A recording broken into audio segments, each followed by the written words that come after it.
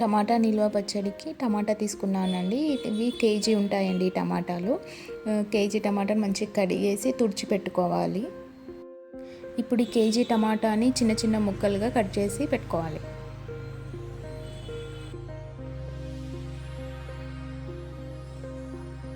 టమాటా ముక్కలు కట్ చేసుకున్నాం కదా, తయారీ విధానం చూద్దాం. ప్యాన్ తీసుకున్నాను, ఇది నాన్ స్టిక్ ప్యాన్. ఇందులో ఇందాక కట్ చేసుకున్న కేజీ టమాటా ముక్కలు ఉన్నాయి కదా, చిన్న చిన్నగా కట్ చేసుకున్న టమాటా ముక్కలన్నిటిని ఇందులో వేసేసేయాలి. ఈ టమాటాని ఉడికించడానికి కొంచెం కూడా ఆయిల్ వాడలేదు. టమాటాలో ఉండే వాటర్ ఉంటుంది కదా, ఆ వాటర్తోనే ఆ టమాటా మొత్తం ఉడికిపోతుంది. ఒకవేళ నాన్ స్టిక్ గిన్నె లేకపోతే నార్మల్ గిన్నెలో కూడా టమాటాని ఉడికించుకోవచ్చు. మధ్య మధ్యలో కలుపుతూ ఉండాలి కింద అడుగంటకుండా. దీనిపైన మూత పెట్టేద్దాము. ఇది టమాటా ఉడుకుతున్న టైంలో అందులోకి వేయాల్సిన పదార్థాలు మనం తయారు చేసుకుందాం. దంచుకునేది ఉంటుంది చూడండి, అందులోనే 1.5 టేబుల్ స్పూన్ల జీలకర్ర తీసుకున్నాను. ఇందులోనే పొట్టు తీసుకున్న వెల్లుల్లి రెబ్బలు ఒక 10 వేసానండి. ఇవి రెండింటిని కలిపి కచ్చపచ్చగా దంచుకోవాలి.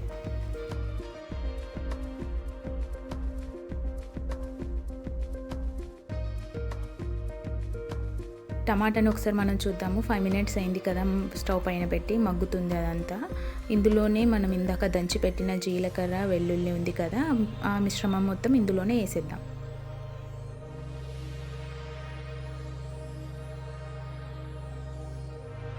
కచ్చాపచ్చగా దంచుకున్న వెల్లుల్లి జీలకర్రని వేసేసాం కదా, అది మంచిగా కలిపేసి మూత పెట్టాలి.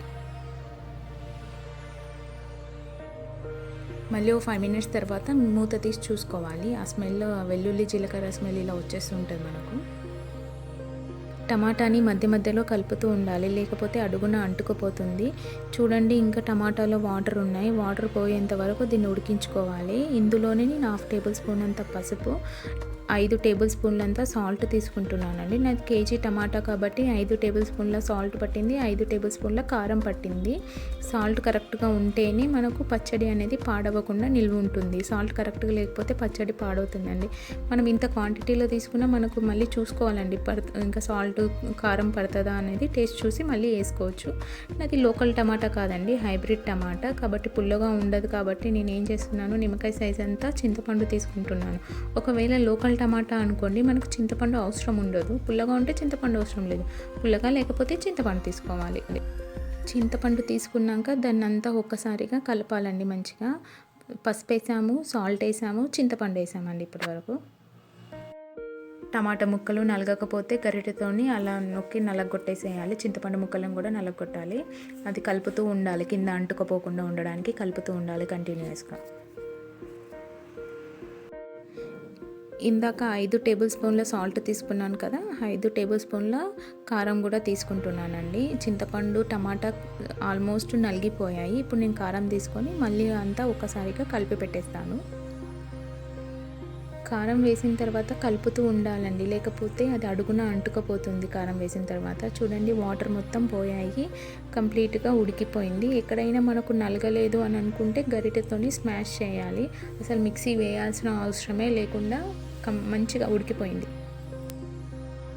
ఈ టమాటా పచ్చడిని బయట పెడితే 1 మంత్ వరకు పాడవదండి, ఫ్రిడ్జ్లో పెడితే 3 మంత్స్ వరకు పాడవదు. ఇప్పుడు టేస్ట్ చూసుకుందామండి, ఉప్పు కారం సరిపోయాయా లేదా అని. ఒకవేళ సరిపోలేదు అనుకుంటే ఇప్పుడు మళ్ళీ వేసుకోవచ్చు. దీనికి ఉప్పు కారాలు కరెక్ట్గా సరిపోయాయండి. దీనిపైన మూత పెట్టేసి పక్క పొయ్యి పైకి షిఫ్ట్ చేయాలి, సిమ్లో పెట్టాలి మంట. టమాటా ఉడికిపోయింది కదండి, ఇప్పుడు తాలింపు ప్రాసెస్ చూద్దాం. తాలింపు కోసం ఒక గిన్నెలో నూనె తీసుకున్నానండి. మీకు కనిపిస్తున్న స్పూన్తోని 5 స్పూన్ల ఆయిల్ పట్టిందండి నాకు. ఎందుకంటే నిల్వ పచ్చడికి ఆయిల్ ఎక్కువనే పడుతుంది, లేకపోతే పాడైపోతుంటుంది. ఆయిల్ అంతా పైన ఇట్లా పేరుకుపోతుంది. ఆయిల్ వేడెక్కిన తర్వాత 1.5 స్పూన్ ఆవాలు తీసుకున్నాను, 1.5 స్పూన్ జీలకర్ర తీసుకున్నాను. ఈ స్పూన్ అనేది మీకు కనిపిస్తుంది కదా, ఆ కొలతతోనే తీసుకున్నాను నేను. ఇప్పుడు ఇదే పోపులో పొట్టు తీసి పెట్టుకున్న వెల్లుల్లి రెబ్బలు వేస్తున్నానండి. ఒక 20 వరకు వెల్లుల్లి రెబ్బలు తీసుకున్నాను. ఇప్పుడు మనం ఇదే పోపులో ఇంగువ కూడా వేసుకోవచ్చండి, ఇంగువ వేసుకున్నా బాగానే ఉంటుంది. ఈ పోపు క్వాంటిటీలు అనేది మన ఇష్టం అండి, కొందరు ఎక్కువ తీసుకున్నా పర్లేదు, బాగానే ఉంటుంది. ఎక్కువ తీసుకున్నా, ఇప్పుడు ఆవాలు జీలకర్ర ఎక్కువ తీసుకున్నా బాగానే ఉంటుంది. వెల్లుల్లి వేసిన తర్వాత అదే పోపులో వెల్లుల్లి వేగిన తర్వాత 4 మిరపకాయలు, ఎండు మిరపకాయలను విరగొట్టి మరీ వేస్తున్నాను. ఆల్మోస్ట్ పోపు అంతా అయిపోయింది అన్నప్పుడు వేయాలి, లేకపోతే మిరపకాయలు తొందరగా మాడిపోతాయి. నేను 4 మిరపకాయలు తీసుకున్నాను.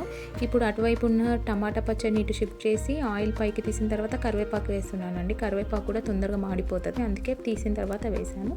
ఈ పోపు మిశ్రమాన్ని అంతా ఆ టమాటాలోకి కలిపేసేయాలి.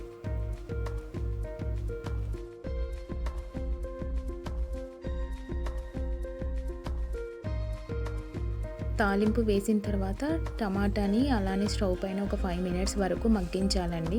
అప్పుడే టమాటా పచ్చడి అనేది కరెక్ట్గా వస్తుంది. అలా ఆయిల్ అంతా అలా పైకి పేరుకునే వరకు టమాటాని అలానే మగ్గనివ్వాలి. ఇది హాస్టల్లో ఉండే పిల్లలకి, లేకపోతే మనం ఎప్పుడైనా ఊరు వెళ్ళినప్పుడు ఇంట్లో వాళ్ళు వంట వేసుకొని తినలేరు కదా, వాళ్ళు ఓన్లీ రైస్ పెట్టుకొని అయినా ఇది వేసుకొని తినేయచ్చు. హాస్టల్లో ఉండే పిల్లలకైతే బాగా యూజ్ అవుతుందండి. టమాటా పచ్చడి రెడీ అయిపోయిందండి. తడి లేకుండా ఉన్నటువంటి గిన్నెలోకి కానీ బాక్స్లోకి కానీ దీన్ని షిఫ్ట్ చేసేద్దాం. ఈ టమాటా పచ్చడి పూరీలోకి, దోశలోకి, చపాతీలోకి, వేడి వేడి అన్నానికి దేనికైనా బాగుంటుంది. ఇదే మెథడ్లో మీరు కూడా ఒకసారి ట్రై చేసి చూడండి. ట్రై చేశాక ఎలా వచ్చిందనేది నా కామెంట్ బాక్స్లో కామెంట్ చేయండి.